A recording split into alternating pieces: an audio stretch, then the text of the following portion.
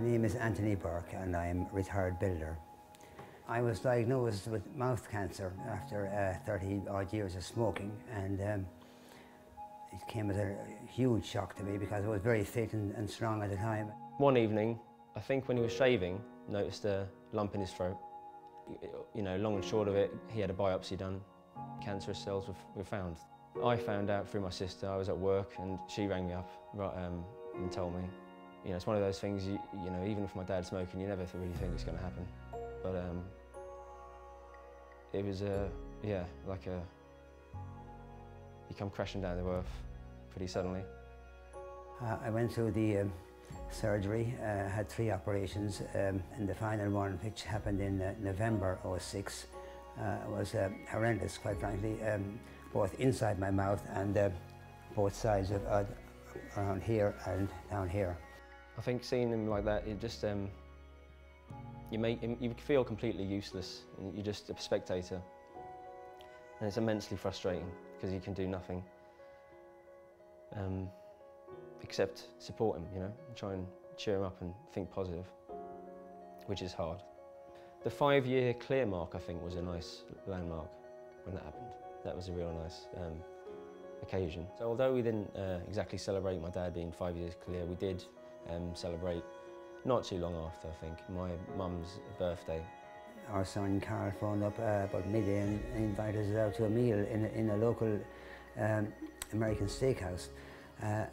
So we went along and all was well until I suddenly choked badly on a piece of steak. It became apparent not too long afterwards that he was really struggling.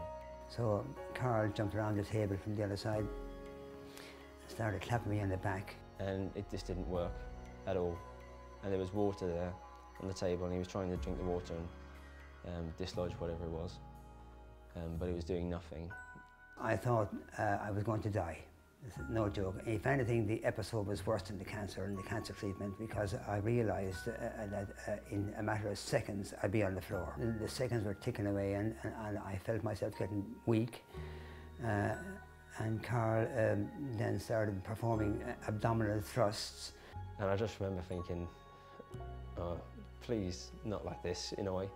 It sounds, you know, melodramatic, but it was just like, that would have been just the worst.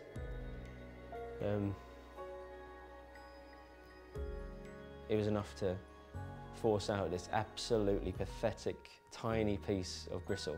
It has changed my views upon first aid generally and how extremely important it is in people's lives. If my dad had died from cancer, I think,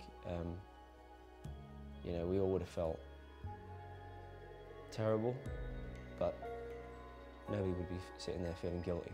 And if he died at that table on that pathetic piece of steak, I don't know how I could have, yeah, it would have torn me apart. And you know, no one would blame me, I'm sure, you know, but I would definitely blame myself, definitely. There's no doubt in any of our minds that he saved my life that evening. And, you know, I'm really proud of him.